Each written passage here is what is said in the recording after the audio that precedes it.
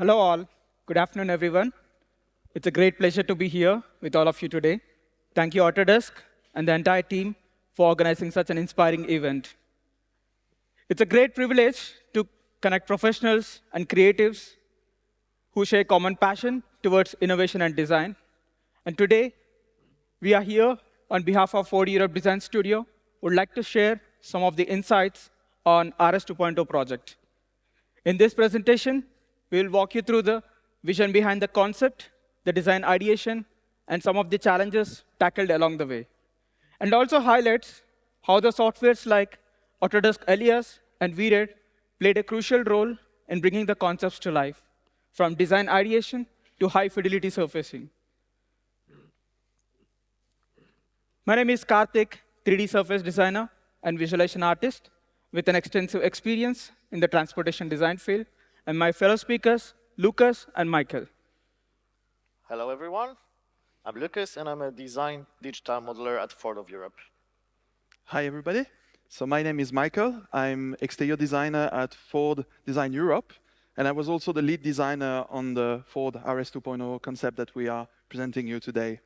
So first of all, we're basically going to give you a little bit of background stories about the project, basically what we're talking about, how we started, why we decided to carry on, and also how we organized yourself. You will see that this was a very special part of that project.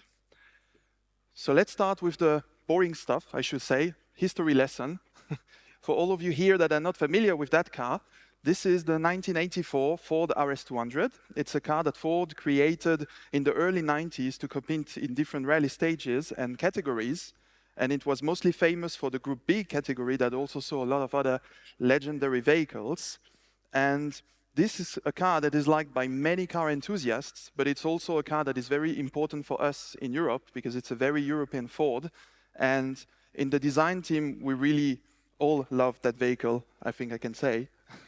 And one thing that is important that you will see has an impact on the RS 2.0 is that this car, unlike the competitors, was really friendly looking. It wasn't like your typical rally monster. It has a more friendly face. And this was actually something that was requested by Ford when they gave the brief to Kia, the design entity that actually created the design of the RS 200.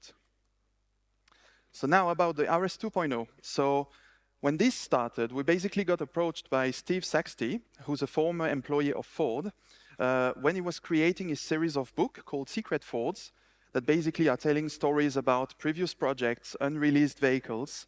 And while he was preparing the RS special, he wanted to finish on something that looks a little bit more towards the future. So he approached us and said, hey guys, why not doing something on the RS 200? As you can imagine, we were all quite excited. So we basically started by creating a couple of artworks that you can see in the book. And one of them is the one here that was actually already the basics of the RS 2.0 project, where the idea was to transfer the spirit of the original car into a video game companion. But we thought that only a couple of artworks was a bit sad and that we could do more than that. So the first thing we've done is to try to give a sense to the project and make it relevant, also included in the strategy of Ford design, especially in Europe. And this was about 4 main pillars. The first one is that the original RS200 celebrated its 40th anniversary in 2024. And that was just the perfect excuse because it left us enough time and we could aim for something really important. The second thing is that we can keep on talking about the future of Ford performance. Some of you might know the Supervan 4, this electric monster that we've created. This was part of that story, and we thought we could really go deeper in that topic. The third one is what we call the Ford Mania. So it's this idea of building back the brand using these iconic nameplates, as we call it. You might have seen the rebirth of Capri or Explorer that came in Europe. So this is also in that strategy. And last but not least, probably the most important one for us on that project, Ford has a strong leadership in video game. It's actually the brand with the biggest presence across all gaming franchises, and we thought that this is a crown that we have to keep.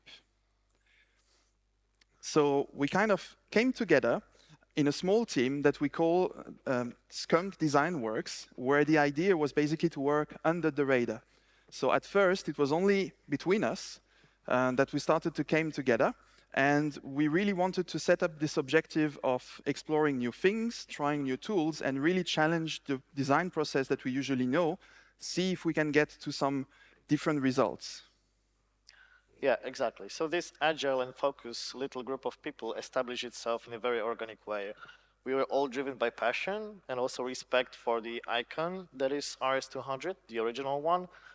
And I guess we all wanted to take a break for our typical workload every day and do something a little bit different, and most of all, have a lot of fun while during the entire design process. Exactly. So the first thing that we've done, obviously, was to go back to the drawing table because we needed to think about the design of the vehicle as a complete holistic object. So obviously, we did our duty of thinking about the complete exterior of the vehicle, complete interior as well. And from that stage already, all of the people were actually involved in the project, which was quite unusual because usually the project evolves through different skill sets. And typically, modelers would join later, and we wanted to break that system. Exactly.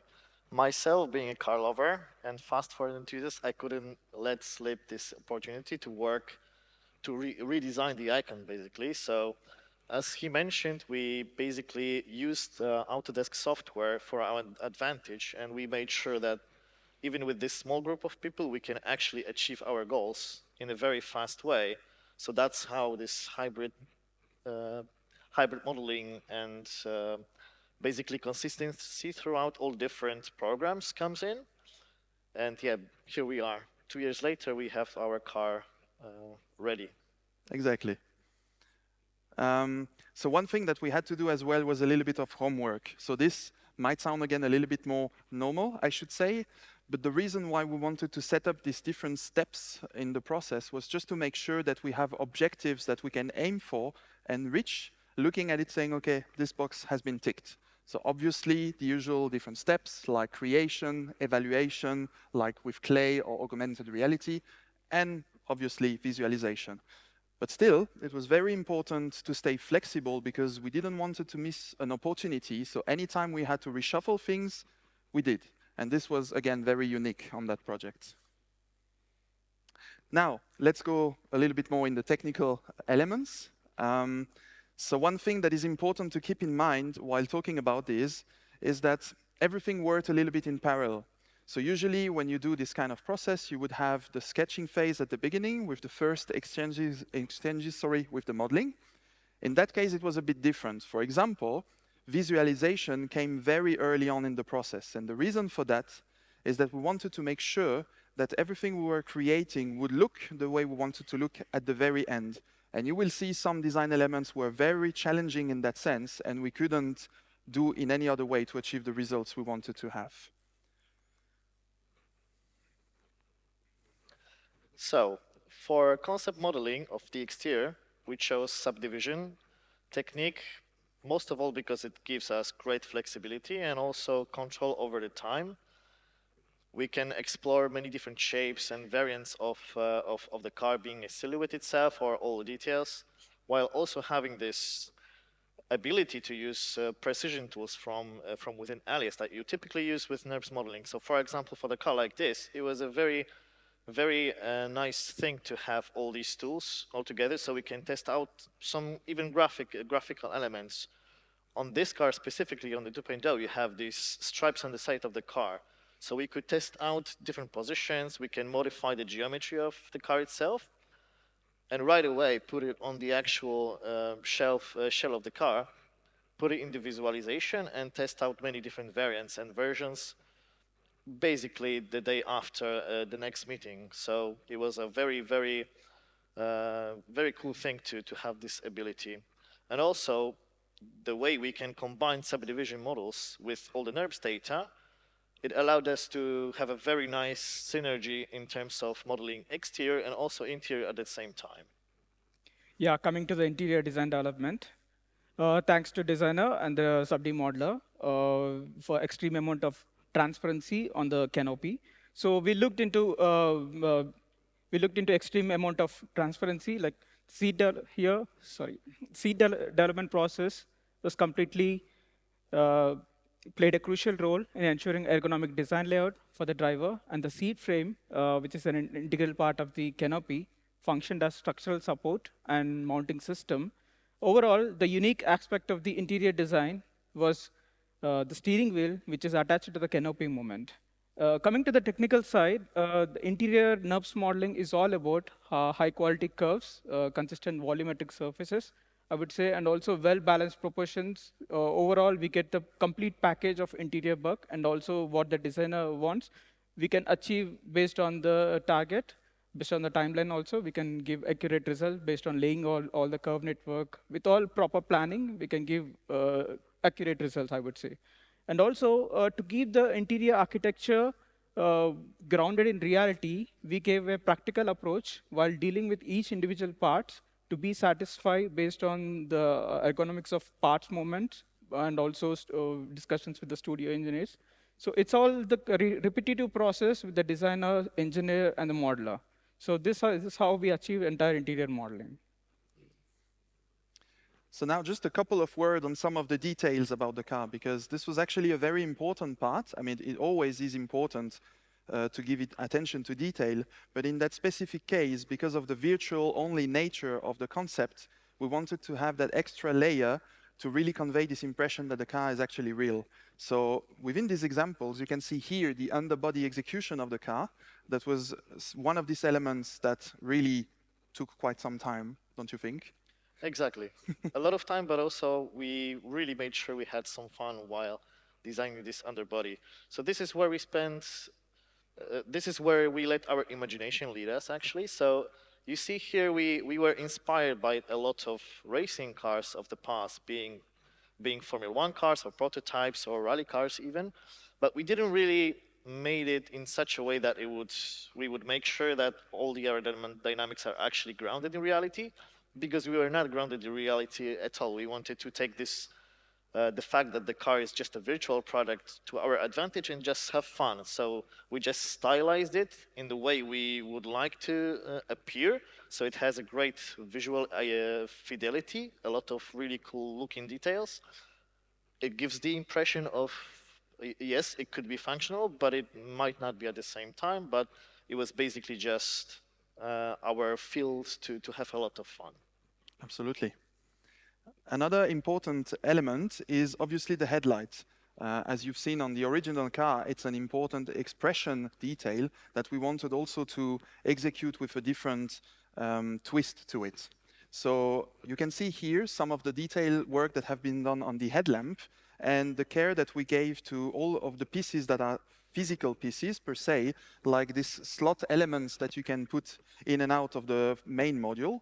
But because we thought it would be interesting to challenge the thing, we've added basically a virtual twist to that, which is in the shape of that holographic light signature, which obviously is difficult to get in real life. But again, because it's a virtual-only object, we could afford to have that level of differentiation, if I may say. So basically, on old rally cars where you can switch broken lamps, this is kind of the new version of that, where instead of changing broken lamps, you can imagine to upgrade or even maybe change your light signature to have different things and also dissociate from the usual light signatures that are very static on vehicles, where in that case it could be an evolving element. Exactly. So this modularity approach to elements like headlights, it works perfectly in the scenario where you need to replace it on the rally car, but also playing with this theme of gaming and virtual world, we also made it look very interesting and appealing. It could also work like, for example, if you remember old video games where you could have a lot of fun while customizing some elements of the car, switching different wheels, spoilers, and also headlights and taillights. This works perfectly for that scenarios as well. And also, being a holographic technology, you can have limitless possibilities when it comes to the final design of the light projection itself. Another important detail, obviously the wheels. They also had our secret recipe applied. So you can see here that it's composed of two layers. The first layer being the rim itself, that was designed in an idea to give this very technical look so that you really build trust with the object, basically. But on top of that, we've added a second layer that was this transparent cover that is also done in the mindset of being aero efficient. But what this one had on top is these graphical elements where basically you really have this impression, depending on how you look at the wheel, it would create this sort of mysterious effect where they basically like sit on top of the floating on the rim, if you will. And this, again, was one of the occasions where we used visualization very early to make sure that this effect was in good control, still keeping an open mindset about how it would look. There is also a third layer, and this layer is the in-wheel motor that you can see here. So this was, again, another important element because you would see it a lot behind the wheels, and it combined different functions. So obviously, it's first of all a power delivery unit, but it also helps for other things like energy recovery. And this was something where, again, visualization came in because we were making sure that the motion of the wheel wouldn't basically interfere with the design of the object itself, right? So visual-wise, we also play a little bit with that node to PC gaming and old console gaming topics. So we have these little slots which look a bit like RAM modules, let's say, or maybe old cartridges in consoles. But yeah, basically we also had we used to our advantage all the tools given to us because we really tried and tested a lot of different graphics, for example, for these in-wheel motors. And at the end, we ended up with the one where we were most satisfied with. We had an opportunity to test it very quickly in VRED, and we basically went for the one which still looks very dynamic while static, while the car is not in the move, but also it's not too distracting from the actual object itself and from the rim design. And this is the moment when Karthik came in to apply his magic. Yeah, I would say after finalizing the concept design of complete RS2.0 concept, we gave an extra care for each and every detail with utmost importance. Like when it comes to the detail, I would say imagination truly has no boundaries. And most of the detailed design were developed directly during the 3D modeling process with the engagement of the designer. And as a design team, we place strong emphasis on making each element both visually striking as well as futuristic. As you can see here, all the output. Now, we've reached the point where the object is complete. We're in full control of the design, and we decided basically to add an extra level of refinement, right? Yeah. Now, proceeding to the refinement stage, we added additional step, translating sub-D to NURBS to enhance realism in the rendered output. This conversion allows smoother as well as precise surfacing. We thought it is essential while evaluating the final design as well as surface quality. And it also helped us identify the surface imperfections in the early development process. So I would say, as you all know, sub-D allows quick concept ideation and generates strong volumetric surfaces efficiently in the concept stage. While transitioning from sub-D to NURBS, we maintain strong focus to preserve same volumetric surfaces what Lukasz has made, consistently applying edges thumb rule. And this kind of approach helped us high quality surfacing as well as we maintain minimum deviation from sub-D forms. And by converting these forms, we gain control over definition, and which is critical when light interacts with the geometry while rendering purpose. Next. Here we can see a time lapse of exterior NURBS workflow with a minimal patch layout. I think like most of the modelers, we begin the exterior modeling by first establishing the curve network, and later we move on to key elements like a wheel arch, side body surface, roof, and complete the model, continue building the rest of the model. And also most of the RS 2.0 concept was featured transparent glass, as you can see the upper canopy. So we are, from the modeling perspective, we focused building B-side surfacing also. For example, exterior glass panels and also interior parts, which are visible inside out. And we took extra care for interior and exterior assembled parts to achieve realistic appearance when we deal with the rendering purpose. And I think in every design studio, there are 5 magic words designers love to use. The words which can completely unravel modeler's universe. Can you just tweak a little bit? It means designer meant it could be a slighter change or it could be a complete design change. Imagine if it is on Friday. I don't take it personally. So moving elements also played a very important role on the RS 2.0 concept. So they were obviously designed with functionality in mind, but because it's a video game car, it also needed to have a certain entertainment touch to it. So you can see example here with the moving elements for all the aero devices that basically are here to help build a connection between the gamer and the vehicle. So you can imagine yourself being in your typical video game third-person view, and you would see the car react in real time, and this really helps to build this connection with the machine through your screen. And you also have elements like the canopy with that opening that could potentially provide an easier access into such a racy vehicle. And also we've done it because we can, right? So Yeah, coming to the technical side, we used VRED. We created rapid animations for spoiler movements as well as canopy dynamics, which simplified our detailed discussions with the studio engineers and also internal communication within the team, and elevated us XR VR discussions too. I would say like initially we found the, for every individual pivot, individual surfaces, we found the pivotal point based on their motion behavior.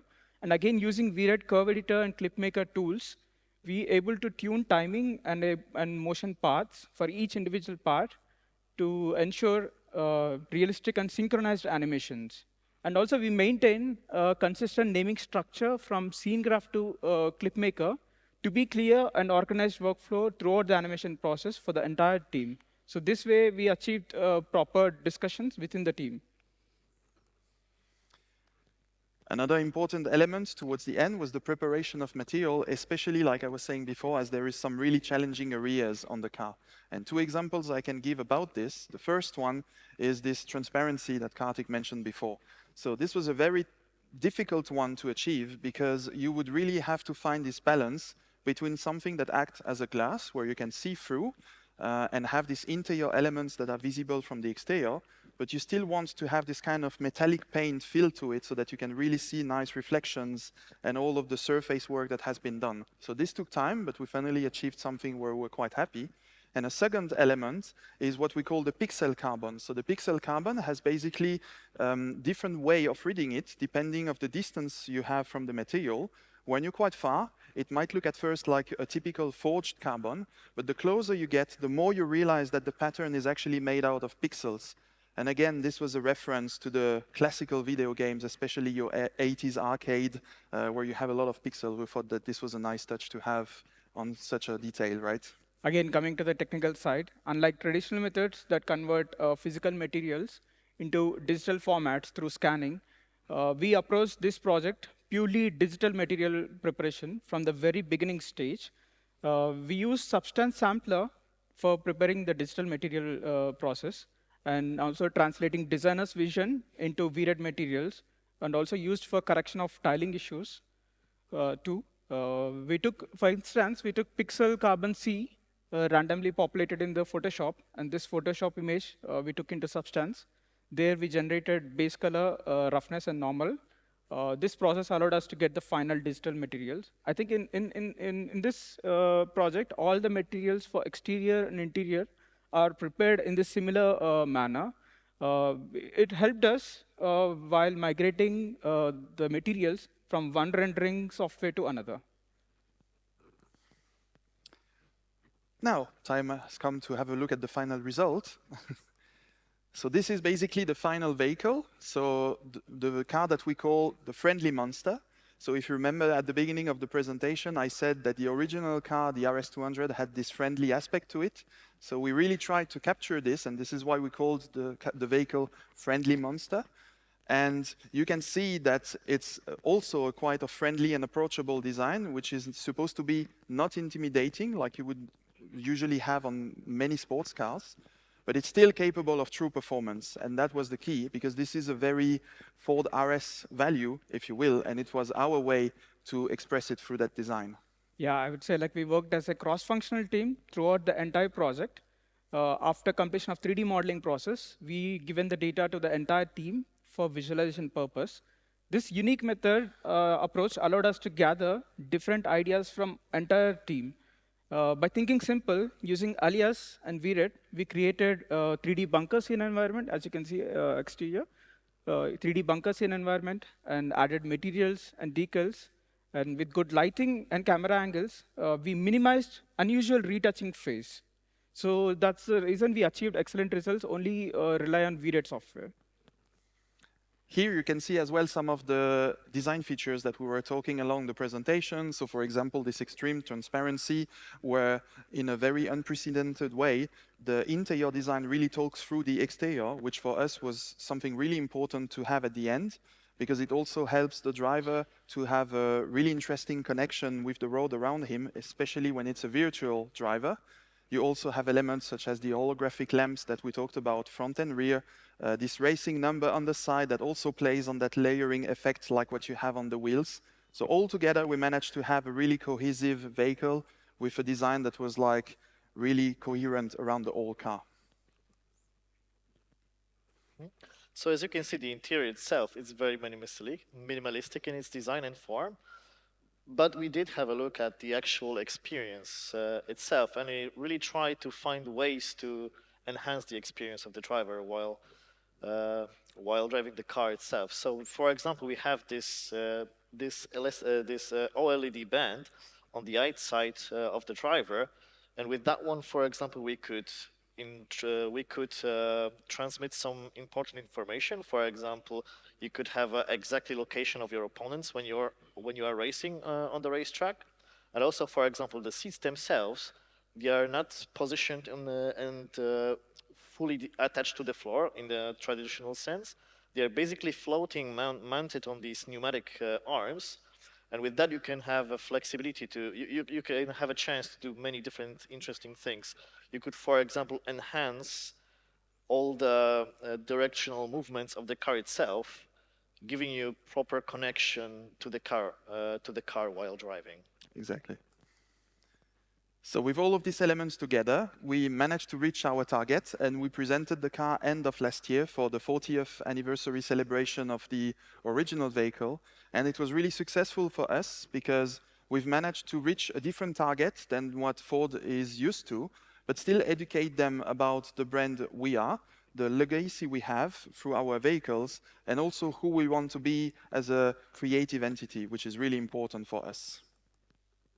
Yeah, as I said in the beginning, artwork was completely done by our cross-functional team. This artwork showcased like entirely by in-house team. This artwork's developed by in-house team comprising of designers, modelers, and visualization artists. And each team member contributed in their own creative style. As you can see, none of them are same. It's all different styles from all the team. It's all driven by shared passion and I would say like commitment to this RS 2.0 concept. And I would say this project represents distinctive approach of concept car development, fueled purely by genuine interest and enthusiasm of our team. Yeah, so exactly that. So the fact that each of us had a shot at creating some artwork, all of them, they are unique in their own sense, and they all try to basically convey our own feelings towards the final objects, that is 2.0. Yeah, and when there is so much passion going on, of course, it never has limits. So as we were very cross-functional, we kept on pushing for other things, such as these examples that we think could be interesting things to have to keep on building a culture around the vehicle. So this is like really something that was happening a lot around the project. And actually talking about culture around the vehicle, we wanted to finish on something a little bit exclusive for you all, because what you've seen so far is actually the first chapter of the RS 2.0 history. So over the year, we're gonna unveil other versions of that vehicle, some of them inspired by classic versions, such as this police car that is really famous in the heart of Ford enthusiasts. But there is also some unexplored terrains that we have in mind. So we're still working on this. Stay tuned for that. And we hope that you will still be as excited for these new entries to the story. I would say thanks to my team, who's completely support of from the Ford management. This fueled us with pure passion and interest to complete this project. And thanks to all for your time and attention. Thank you. Thanks a lot. Very much.